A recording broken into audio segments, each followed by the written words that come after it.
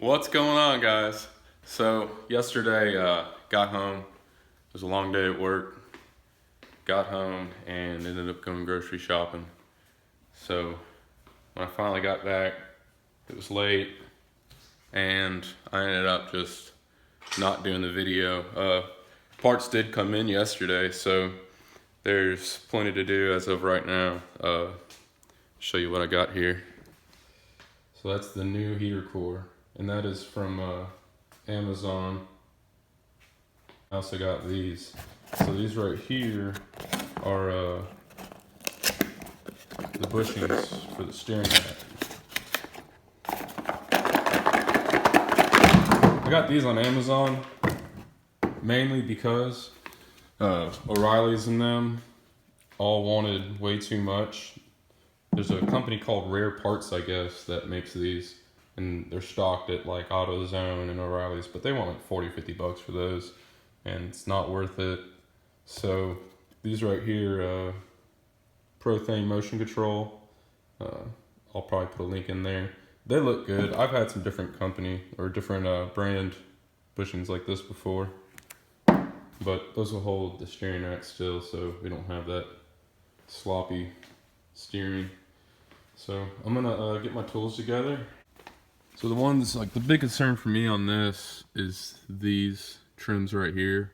They pop off, but they're really brittle after, sitting in the sun for 25 years. But, execution is really what matters here. So let's see what we can do.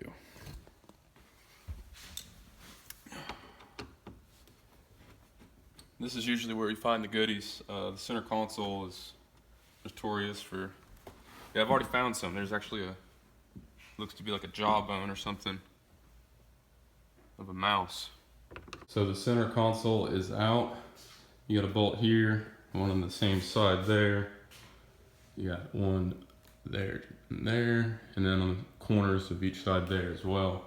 But I mean, this is what you get. Check those things out. Like, what? Found a pretty cool lighter. It has like a bottle opener on it. Okay, so I've got that dropped down. There's 4 bolts. There's like 2 that sit up in there, and then back behind that there's 2 studs sticking down where the 2 nuts go. You just undo those, it comes down. Just had my first injury. Well, a scratch. I was popping out these buttons here. You got to pop these through to unplug them. You can do it otherwise, I'm sure, but it's easier to do it because they have these little funky, little bitty connectors. They're just hard to mess with. Because as I was pushing it from the back, I managed to like gouge my skin. So y'all be careful out there. You never know where like gangrene, the plague, any of that stuff comes from. So I'm getting this this cluster out. There's 3 bolts. One up there, one right there, and then one right there. But I just wanted to go ahead and get this on film, mostly for myself. But I mean, look at that mileage, 293,729. The old cluster is out, and man, that was impossible. Like these clips right here, they're the worst. Like these little, come on, focus. These little clips, like you got to press those in. They're tight. They haven't been undone ever. So I'm gonna try to get these top trim pieces out. It looks like this corner over here is already a little bit popped up. Oh, I'm so nervous. Oh. Cody said this is the tool though, like just to be easy, and I'm really trying to be easy. But it's so nerve-wracking. Like, you hear it? Oh. If I break this, like, surely, I know it's like, not a lot of people maybe right yet that's even following my channel that cares about S13 content. But, in the future, if you find out that I did in fact break this, because I don't know yet, not in the future, then maybe you like, I don't know, if you have one, you can hook me up. But, oh, it's so nerve-wracking. Oh, YouTube, come on. For YouTube, did you break? Oh, yep, it broke. That little clip there broke. So, same thing on this one. It's the inner one. So I don't know what I'm doing wrong, but I did something wrong. So both the middle ones are now broke, and you can see like these kind of have like a little inner latch there. So maybe that'll hold them down. We'll figure something out though. So I've got it out now. It was crazy. I'd recommend taking the shifter out if you're, you know, real meticulous about, you know, your shifter. But I left mine in, just took the shift knob off. You know, took a little bit of wiggling, but I got it out. So this is what I'm looking at. I mean, like, there's a lot going on. So I've got to get to that box behind there.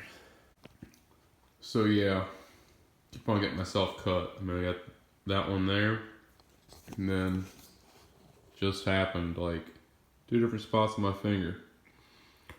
Like, I'm accident prone anyways, so whatever. It's taking a second, and then I'm gonna get that out of there. I actually ended up just pretty much pulling every dash bar bolt there is. It's just hanging out now. The box is loose. So I'm gonna get that out of there. It's getting late too. I wish I was a little bit faster with all this. Oh, this is not good. Don't do it this way.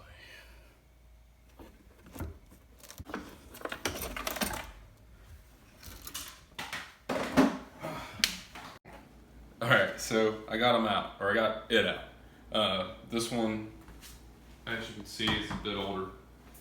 But I mean, I don't see any watermarks, like where water might have stained or, you know, sat. Not that it would make it all aluminum, but I mean, there's no evidence of a leak. So I was just, you know, wondering, you know, was this a problem, or did they just not want heat available in the car? But the new one and this one, as far as weight, are pretty different. So I'm hoping that this one's just full of something, I don't know. It's pretty simple. It just goes in just like this. Get the clip.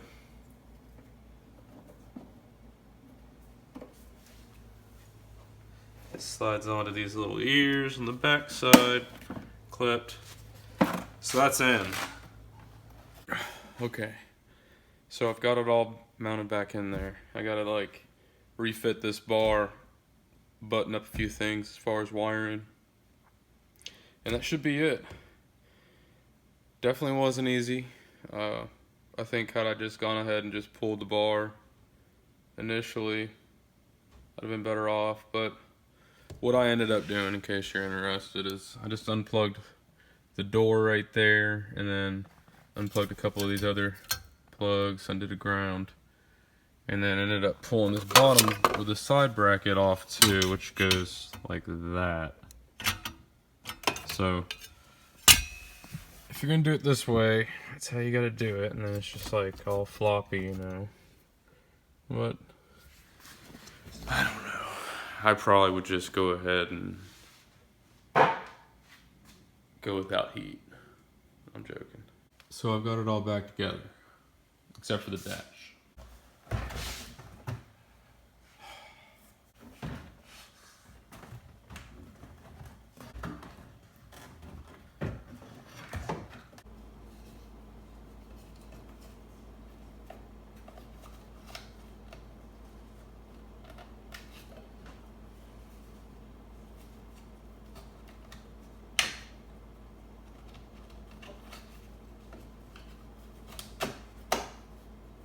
I've had a couple days to get stuff done other than the car. Of course, there's a lot going on, having a house and all. But, so, got all the interior back together. I totally messed up. Like, I don't know where this sub-harness is for the digital cluster, but it's not here. I've looked all over, went over to Landon's and checked all that. So, I'm just running the original cluster again. So, I'm gonna look on eBay. Maybe there's some harnesses on there. I imagine there's very few out there. Well, few is relative, but I imagine there's not a lot out there, so they're going to be pretty high in price. But we'll see and find out about that. But I've got all the interior back together. All I lack on the heating system, or the coolant system rather, is to hook up the heater core, add coolant, bleed the system. But there's the interior. It's all back together. Wasn't pretty. That piece up there did all right. There will be a video on that as well, because I have like over an hour of footage from doing this. Not all of it's great, actually hardly any of it is great, but you know, I guess content is content. But so I'm gonna try to get all this finished up and then wrap every bit of like an hour and a half worth of video into 15 to 20 minutes. So here we go. Blowing heat, it's hot. No worries. It's a relief.